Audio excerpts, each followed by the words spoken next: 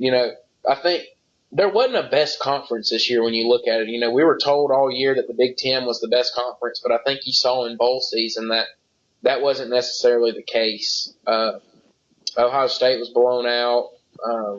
Penn State lost. Wisconsin beat Western Michigan and struggled with them. Michigan was beat. Nebraska got beat, and that was your top five teams in the Big Ten. That they went 1-4. So I think it was more that they were all so average, and then you had the rest of the Big Ten was terrible. Minnesota Yeah. wasn't good. Rutgers wasn't good. Indiana wasn't good. And so, they were able to beat them. Northwestern wasn't good. And Michigan State was terrible this year as well. So I just think that they were really top heavy, and it made those guys look a lot better than they really were. But there wasn't a best division. I don't think there was a best conference this year. The SEC was definitely down, with Alabama being the only team to go over 8-4 this season, and the ACC was very top heavy with Clemson, Virginia Tech, and Florida State pretty much being the three teams that were I guess above average. But we'll see how what next year brings. I think there'll be more of a variety of good teams. Of course, Ohio State should be better. They have JT Barrett returning. Michigan loses a lot this year, so we'll see if they're able to reload or if they have a rebuilding year next year. But I'm looking forward to next year. Next year's going to be a very interesting season next year. Yeah. Have you heard about the Pacific? I think they're calling it the Pacific Pro Football League. You know what I'm talking about? No, I hadn't heard anything about You it. haven't heard about it? I saw something. It was either yesterday or 2 days ago. They're thinking about adding, or maybe they already are. It's like a professional football league that is for non-NFL eligible players. So I guess it's like for guys, instead of going to college, go to this Pacific Pro League. I think that's what they're calling it, and get paid there until it's time to go to the NFL, I guess, and then go to the NFL. That would be really interesting because, it would be really hard for, some guys coming out of high school would be tempted to go to this place because they can actually get paid. Yeah, Obviously you can go to I don't college and know. get your I don't know if education. that'll make. That doesn't Yeah, sound. You're not. I guess if you're going and doing that, you're not getting a college. That would basically be for guys that pretty much know they're going into the NFL, right, and I just don't see how that works out. I don't. right. You I know. don't, I, I don't know if it's gonna be. It's gonna be either gonna be destroyed in a total disaster, or I feel like it could completely ruin college football. I feel like it could either go one of two ways. Me personally, I don't think that it's gonna work out at all. I think it's gonna be a disaster. But you never know. Because obviously one of the good things about guys going playing college football is getting college education, which is great no matter how you get it. And playing in that pro league, you wouldn't get a college education. But I just wanted to throw that out there. I didn't know if you had heard anything about it or not. No, I I hadn't think heard anything about it. I don't see how that makes. I don't. yeah, Because the thing is, let's use Eric LeGrand. Uh, Eric LeGrand was probably headed to the NFL from Rutgers and broke his neck and has now had to lean on that college education that he got while at yeah, Rutgers, where before, he was going to the NFL. Tyrone Prothro for Alabama was probably an NFL prospect and broke his leg, and that college education he got has helped him get to where he is. So, I just don't really see that league making it. I don't understand how it would make. yeah. And if You're you're a right. player, I don't really know why you would go. Yeah. Let's be honest about it. College kids do make some money. Um, No, they that don't. they're more taken care of than I think they let on. And I have Alabama football on Snapchat, and they get done working out, and they walk out, and there's a spread sitting there for them, ready to Yeah. eat. So Of course, they get hungry after that. I mean, they're athletes, their body's working, and they definitely have a high metabolism and probably eat that up quick. But they get treated right, and they get a lot of things, and they get more than they let on. But I think that players should get some money for as much as they make the school. I'm not saying that there should be contracts worked out to where Jalen Hurts makes $250,000 a year, and uh, you know Sean White's only making 75,000 a year because he's not a good a player. I think everybody should get the same amount, but I think around $1,000 a month would be good because they are putting, they have no chance to get a job and make money, and they're busy with school. They're busy with football or baseball or basketball or whatever sport they're playing, and they make the school a lot of money when they do that. And I think that all athletes should get something every month to help themselves out. You see, I disagree with that. I think, you know, as a college athlete, if you're on scholarship, your payment is free school. Like whether I know not everyone is on a full scholarship ride, but I mean, for the most part, you get a lot of free schooling and you get free gear. Just for being on the team, you get free stuff.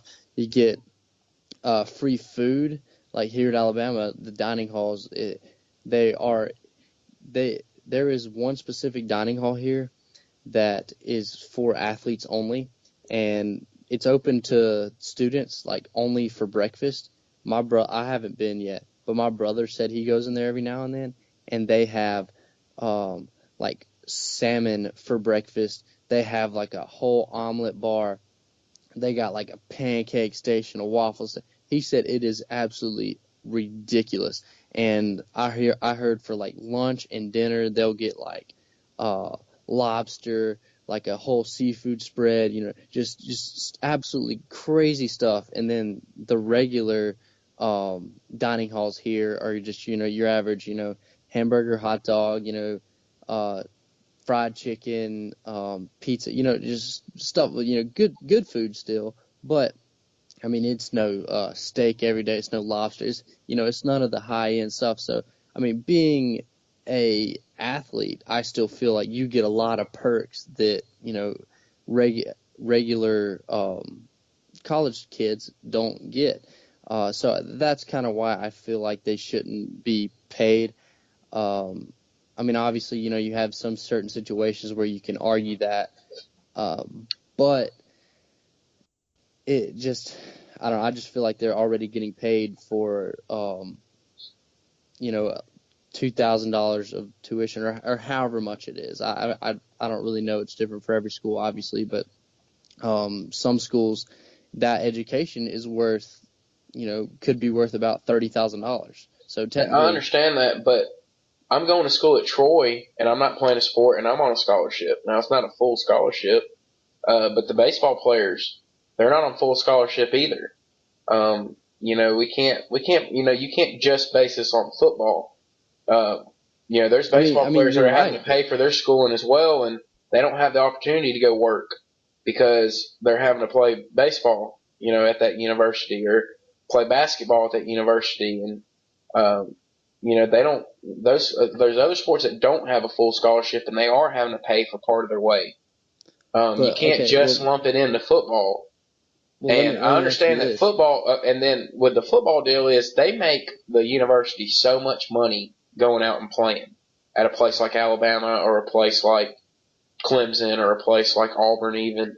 Uh, now you look at Kansas and some of those places, they have half full stadiums. It's their job to win, but then the basketball team at Kansas, Duke, North Carolina, those places, they make the school a lot of money. They fill up the arena every single night that they play. So, uh, they make the school a lot of money and get nothing in return but an education.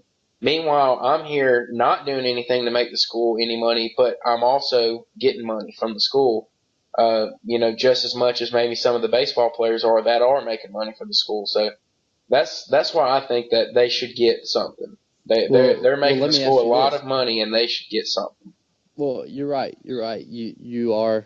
technically on scholarship, and they are. And like baseball is a fantastic example, I think, because baseball's only you have to have like 20 guys, and you only get like 9 or 10 full scholarships or something like that. But do you think that this should be more of a plead for a case for more scholarships? Maybe give the baseball team, maybe give them 20 scholarships. Say, hey, go get a team full of 25 guys. Here's 20 scholarships. Since they are making that much money. Same with Alabama. I don't know how many scholarships NCAA football allow, or the Division I football allows, but maybe say, okay, these football schools are making football is bringing more revenue to these schools. So here we're going to take some of that revenue and we're going to put it in scholarship form and give it to the players in the form of a scholarship. Obviously, then that raises more questions because you have teams like Kansas State who who may not even can afford. You said allow everyone to be paid equally, which seems great, but Alabama can obviously afford that. The big schools, Texas can afford it. Georgia, Florida, Clemson, all these schools can afford that. But then the smaller schools, Troy afford to pay players the same Alabama is? Can Kansas State afford to pay football players the same that Alabama is? Do you see where I'm going with this? Yeah, I understand what you're saying, and I agree with you. I think it's wrong that that they don't have full scholarships for every player the way that football does. Right. Yeah. I think it's wrong that softball doesn't have full scholarships for every player the way that football does. And, there's other sports out there that are in the same boat. And, it has to do with money, but they should get, it's not fair to them at all because they're still putting in the same work and putting in the same effort that the football players are putting in. And, you look at a school, let's say Kentucky, North Carolina, and Duke, their football programs probably don't make the school as much money as the basketball programs do. Right. But yet the basketball team's at a disadvantage because they don't get, enough scholarships to give out full scholarships to every single player on the roster. Yeah, you're right. Basketball, in some schools, some sports obviously make more money and such than other sports. But I do think that is something that maybe the NCAA needs to look at. You got a lot of guys who are playing a sport and also going to school, which is basically like 2 full-time jobs. So that is a case that you could use for saying we need to pay the players. There's obviously a lot of pros and cons for each different situation. And I don't know if it'll ever be resolved. I think that people are still just going to keep paying players under the table, and I don't think it's ever going to be a big deal because they're just going to keep paying people under the table. Yeah. I would like to see it resolved, but I agree with you. It's probably never going to be resolved. But we're starting to run short on time. Got kind of carried away talking about that. I do want to talk about the NFL playoffs that happened this past weekend and coming up this coming weekend. I would say that this past weekend there was really no surprises with any of the results. I think a lot of people expected Houston to win. A lot of people expected Seahawks to win. Everybody expected Pittsburgh to win, and then the Packers just dominated the Giants. So I don't think there really were any surprises there. What did you think? Yeah, I pretty much thought everyone that I thought would win did win. I thought the Packers-Giants game was going to be a little bit closer than what it was. But Packers played well. They've been playing really, really good football lately. I was disappointed in the fact that the Texans and the Raiders game was just I knew it was going to be a snoozer going in. I knew it was going to be a bad game. But I really hated that Derek Carr is not being able to quarterback this team. I think that if Derek Carr was still not injured, playing for the Raiders, I feel like they would definitely have a chance to make it to the Super Bowl. Yeah, I agree. Well, I don't know about making it to the Super Bowl. I don't think that they would beat I don't think that they would be